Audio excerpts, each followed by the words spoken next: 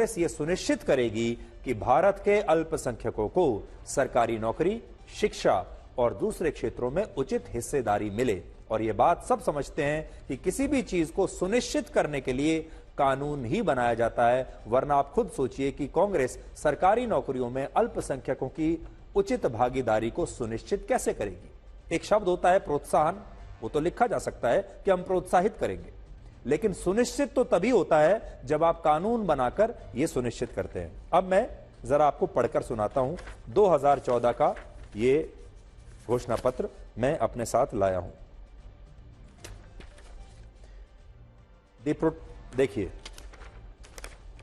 The Congress led UPA government has taken steps to address the conditions of backward minorities by aiming to provide them reservation in educational institutions and in government employment। साफ लिखा हुआ है कि जो minorities हैं उन्हें सरकारी नौकरियों में, सरकारी संस्थानों में और शिक्षा में आरक्षण दिया जाएगा। We will pursue this matter closely in court and ensure the policy is implemented through proper legislation। Proper legislation का मतलब होता है कि हम कानून बनाकर कानूनी रूप से इसे हम लागू करेंगे। और क्योंकि कांग्रेस ने 2014 तक कई बार यह कोशिश की कि वो इस आरक्षण को मुसलमानों के लिए कानूनी रूप से लागू करें और हर बार अदालतों में ये बात अटक गई, इसलिए उन्होंने खास तौर पर लिखा है कि हम इस मामले को कोर्ट में भी लगातार फॉलोअप इसका करेंगे। सबसे बड़ी बात यह है कि अगर कांग्रेस मानती है कि वो अल्पसंख्यकों को आरक्षण देने के अपने पुराने वादे को भविष्य में कभी लागू नहीं करेगी, तो राहुल गांधी इस पर देश के लोगों को गारंटी फिर क्यों नहीं दे पा रहे हैं। सच्चाई यह है कि जब आप एक नहीं दो बार अपने मैनिफेस्टो में एक वादा कर चुके हैं और तीसरी बार मैनिफेस्टो में भी आपने अलग शब्दों में वादा किया है, तो आप लिख कर देंगे कैसे। प्रधानमंत्री मोदी के मुस्लिम आरक्षण वाले बयान पर राहुल गांधी ने 21 अप्रैल से 2 मई के बीच कुल 32 ट्वीट्स किए हैं, 32 बार सोशल मीडिया पोस्ट की है, लेकिन इनमें एक भी सोशल मीडिया पोस्ट में उन्होंने ये नहीं लिखा कि कांग्रेस पार्टी अल्पसंख्यकों को आरक्षण नहीं देगी। जबकि प्रधानमंत्री मोदी के संपत्ति बांटने वाले बयान पर उन्होंने कई बार यह स्पष्टीकरण लिखा कि कांग्रेस वादा करती है कि वो किसी से भी उनकी संपत्ति नहीं लेगी, लेकिन यह बात राहुल गांधी ने मुस्लिम आरक्षण को लेकर अभी तक ना तो कही है ना लिखी है। यानी उन्होंने ये तो गारंटी दे दी कि हम आपकी संपत्ति नहीं लेंगे, लेकिन यह गारंटी नहीं दे रहे हैं कि हम पिछड़ों का आरक्षण काटकर मुसलमानों को नहीं देंगे।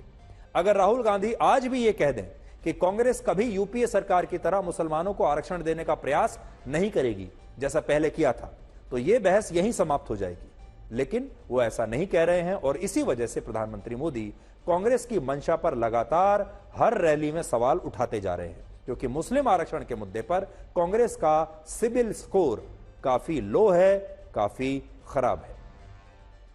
आज आपको यह भी पता होना चाहिए कि वर्ष 2013 में जब कांग्रेस कम्युनल वायलेंस बिल और वक्फ की संपत्तियों के लिए संशोधित कानून लाई, तब इनका जिक्र उसने अपने पिछले घोषणा पत्रों में नहीं किया था।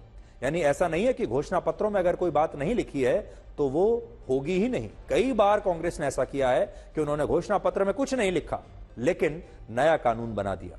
उदाहरण के लिए वर्ष 2013 में यूपीए सरकार कम्युनल वायलेंस बिल लेकर आई, जिसका उसने वर्ष 2009 के घोषणा पत्र में कभी कोई जिक्र नहीं किया था।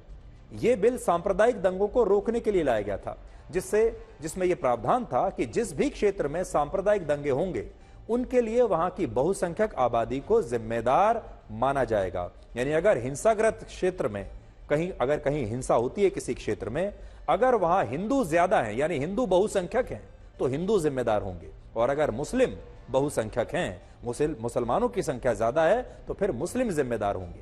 आप सब जानते हैं कि हमारे देश में ज्यादातर जगहों पर हिंदू ही बहुसंख्यक है और इसीलिए उस समय इस बिल का बहुत विरोध हुआ और यह बिल तब यूपीए सरकार को वापस लेना पड़ा था। और 2014 में इसके बारे में देखिए क्या लिखा था कांग्रेस ने अपनी मैनिफेस्टो में। The protection of minorities is at the core of the ethos of our country. The communal violence bill, which was drafted and introduced by the Indian National Congress, remains an important commitment. We will work towards its enactment at the earliest. यानी हमने इस bill पर काम किया है और जब ये बिल पास नहीं हुआ था तो मैनिफेस्टो में यह वादा किया गया कि हम जल्दी से जल्दी इस कानून को लागू करेंगे। उस समय प्रधानमंत्री मोदी ने भी पूर्व प्रधानमंत्री डॉक्टर मनमोहन सिंह को एक चिट्ठी लिखी थी और चिट्ठी लिखकर इस बिल का उन्होंने विरोध किया था। खुद कांग्रेस पार्टी भी इन तथ्यों से मुकर नहीं सकती, क्योंकि वर्ष 2014 में जब यह बिल कानून का रूप नहीं ले पाया, तब 2014 के घोषणा पत्र में कांग्रेस ने वादा किया कि वो अगर सत्ता में आई तो यह कानून देश में जरूर लागू करेगी, जो मैंने आपको पढ़कर सुनाया। और यहां बात सिर्फ इस कानून की नहीं है। यूपीए सरकार ने वर्ष 2013 में ही वक्फ कानून बनाया और इसका भी उसने पिछले चुनाव में परोक्ष रूप से कोई वादा नहीं किया था, ना जिक्र किया था। लेकिन 2013 में कांग्रेस ये कानून लाई और संपत्तियों को लेकर वक्फ बोर्ड को पहले से ज्यादा अधिकार दे दिए गए और इस कानून में यह प्रावधान डाला गया कि वक्फ बोर्ड यह तय कर सकता है कि देश में कौन सी जमीन उसकी है और कौन सी नहीं। वक्फ बोर्ड वो संस्था है जो उन संपत्तियों की देखरेख करता है जिन्हें अल्लाह की संपत्ति माना जाता है। उदाहरण के लिए, अगर किसी व्यक्ति ने वक्फ को अपनी जमीन दान में दे दी तो वो जमीन अल्लाह की हो जाती है और हमेशा के लिए वक्फ बोर्ड उस संपत्ति का मालिक बन जाता है। और अगर वक्फ को लगता है कि कोई सरकारी जमीन कभी उसके द्वारा इस्तेमाल हुआ करती थी तो वो उस जमीन पर भी अपना दावा कर सकता है। और यही वजह है कि आज देश में न जाने ऐसे कितने मामले हैं जिनमें लोगों की निजी संपत्ति, सरकारी जमीनें, नगर निगम के बिल्डिंग्स, इमारतें, पार्क, तालाब और यहां तक कि अदालतों की जमीन पर भी वक्फ अपना दावा कर चुका है और आज भी करता रहता है। आज भारत में सेना और रेलवे के पास सबसे ज्यादा संपत्ति वक्फ बोर्ड के पास है।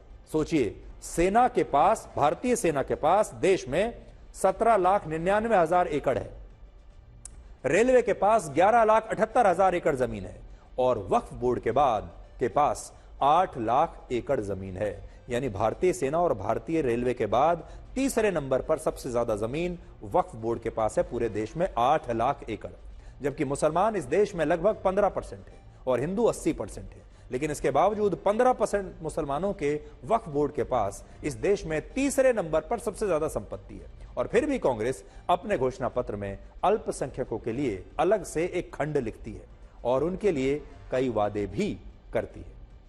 वक्फ बोर्ड के लिए पहला कानून वर्ष 1954 में पंडित जवाहरलाल नेहरू की सरकार ने बनाया था और बाद में इसमें 2 बड़े संशोधन 1995 और 2013 में कांग्रेस की सरकारों में हुए। और यही वजह है कि प्रधानमंत्री मोदी कांग्रेस पार्टी पर देश के लोगों की संपत्ति को एक खास वर्ग को बांटने का आरोप लगा रहे हैं। और इन आरोपों की पृष्ठभूमि में एक कारण यह भी है कि कांग्रेस ने अपने मौजूदा घोषणा पत्र में, यानी 2024 के घोषणा पत्र में यह वादा किया है कि वो सामाजिक और आर्थिक आधार पर देश में एक सर्वे कराएगी और संपत्ति और आय के मामलों में असमानता को दूर करने के लिए नीतियों में बदलाव करेगी। देखिए, नीतियों में बदलाव भी कानून के जरिए ही होता है। इसके अलावा कांग्रेस का यह भी कहना है कि प्रधानमंत्री मोदी अपनी रैलियों में मुसलमानों का जो मुद्दा उठा रहे हैं उसमें कोई सच्चाई नहीं है। लेकिन हकीकत यह है कि वर्ष 2006 में पूर्व प्रधानमंत्री डॉक्टर मनमोहन सिंह ने कश्मीर में वायुसेना के जवानों की हत्या कराने वाले यासीन मलिक को स्वयं प्रधानमंत्री आवास पर मिलने के लिए बुलाया था। यासीन मलिक पर आतंक के आरोप है, उसे एक आतंकवादी माना जाता है, अभी भी वो जेल में है। लेकिन उसी यासीन मलिक को डॉक्टर मनमोहन सिंह ने प्रधानमंत्री रहते हुए अपने घर बुलाया, जबकि मोदी सरकार में यही यासीन मलिक आजकल टेरर फंडिंग के आरोपों में जेल में बंद है। तो आज ये जेल में है, लेकिन उस समय प्रधानमंत्री खुद अपने घर बुलाकर इन्हें मिलते थे, इनके साथ फोटो खिंचवाते थे। और यह सब कुछ तुष्टीकरण की राजनीति के लिए हुआ करता था, क्योंकि उन्हें लगता था कि जब यासीन मलिक को बुलाएंगे तो पूरे देश के मुसलमान इससे खुश हो जाएंगे, चाहे यासीन मलिक ने कितना भी आतंकवाद फैलाया हो। इसी तरह वर्ष 2008 के बाटला हाउस एनकाउंटर में मारे गए आतंकवादियों की तस्वीरें देखकर उस समय सोनिया गांधी भावुक हो गई थी, उनकी आंखों में आंसू आ गए थे। और यह बात खुद तब सलमान खुर्शीद ने बताई थी कि सोनिया जी की आंखों में आंसू आ गए। आंसू क्यों आ गए? क्योंकि बाटला एनकाउंटर में कुछ युवा आतंकवादी मारे गए थे, इसलिए आंसू आ गए। उसी एनकाउंटर में दिल्ली पुलिस के एक अधिकारी भी शहीद हुए थे, लेकिन उनके लिए आंसू नहीं आए। वर्ष 1992 के बाबरी विध्वंस के बाद कांग्रेस सरकार में तत्कालीन प्रधानमंत्री पीवी नरसिम्हा राव ने राम जन्मभूमि पर बाबरी मस्जिद बनाने का वादा किया था और वर्ष 1991 में Congress party he places of worship act नाम का एक कानून लाई थी, जो कहता है कि अयोध्या को छोड़कर देश में सभी धार्मिक स्थलों की उसी यथास्थिति को बरकरार रखा जाएगा जो 15 अगस्त 1947 से पहले थी। और यह कानून आज मथुरा और काशी जैसे मामलों में मंदिरों के स्थान पर बनी मस्जिदों को कानूनी अधिकार देता है, और इसी कानून को आधार बनाकर आज मुस्लिम पक्ष अदालतों में कानूनी लड़ाई लड़ रहा है। इसका मतलब यह था कि अगर 15 अगस्त 1947 तक किसी मंदिर के ऊपर अगर मस्जिद बनी हुई है तो फिर वो मस्जिद ही रहेगी, और इसका एक ही अपवाद था, वो था राम जन्मभूमि। सोचिए, इस अतीत के बावजूद आज कांग्रेस ये कह रही है कि उस पर प्रधानमंत्री मोदी मुस्लिम तुष्टीकरण के झूठे आरोप लगा रहे हैं, और कांग्रेस ने अपने घोषणा पत्र में ऐसा कोई वादा नहीं किया है। अब देखिए, मैं आपको कांग्रेस का इस बार का एक घोषणा पत्र जो 2024 का है, भाषा कैसे बदल गई लेकिन मंशा वही है, वो भी आपको बताता हूं। एक जगह लिखा है कांग्रेस ने घोषणा पत्र में 2024 का, कांग्रेस अल्पसंख्यक वर्ग के छात्रों और युवाओं को शिक्षा, रोजगार, व्यवसाय, सेवाओं, खेल, कला और अन्य क्षेत्रों में बढ़ते अवसरों का पूरी तरह से लाभ उठाने के लिए प्रोत्साहित करेगी। यानी इस वर्ग को प्रोत्साहित करेगी और सहायता देगी। यहां तक बिल्कुल ठीक है, प्रोत्साहन देना चाहिए, सहायता देनी चाहिए, हम बिल्कुल मानते हैं। लेकिन अगले ही पॉइंट में वो लिखते हैं, कांग्रेस यह सुनिश्चित करेगी कि अल्पसंख्यकों को शिक्षा, स्वास्थ्य देखभाल, सरकारी नौकरी, लोक निर्माण अनुबंध यानी जो सरकारी कॉन्ट्रैक्ट्स होते हैं पीडब्ल्यूडी के, उनमें भी अल्पसंख्यकों को आरक्षण या अवसर, आरक्षण का नाम तो नहीं लिखा है, अवसर दिए जाएंगे, यह लिखा है। क्या लिखा है अभी भी आप देख लीजिए, सरकारी नौकरी, लोक निर्माण अनुबंध, कौशल विकास, खेल और सांस्कृतिक गतिविधियों में बिना किसी भेदभाव के उचित अवसर मिले, यह कांग्रेस सुनिश्चित करेगी। लेकिन बड़ी बात यही है कि प्रोत्साहित करने में और सुनिश्चित करने में फर्क यह है कि सुनिश्चित तभी किया जा सकता है जब इसको लेकर कोई कानून बनाया जाए। लेकिन बीजेपी ने संविधान को बदलने का और आरक्षण को खत्म करने का अपने घोषणा पत्र में कोई वादा नहीं किया, ना ही लिखा है। लेकिन फिर भी राहुल गांधी ये आरोप लगाते हैं कि आज भी लगा रहे हैं, और आज भी कर्नाटक में उन्होंने कहा कि अगर बीजेपी की सरकार फिर से आई तो देश में आरक्षण समाप्त हो जाएगा। संविधान में साफ लिखा है कि हिंदुस्तान में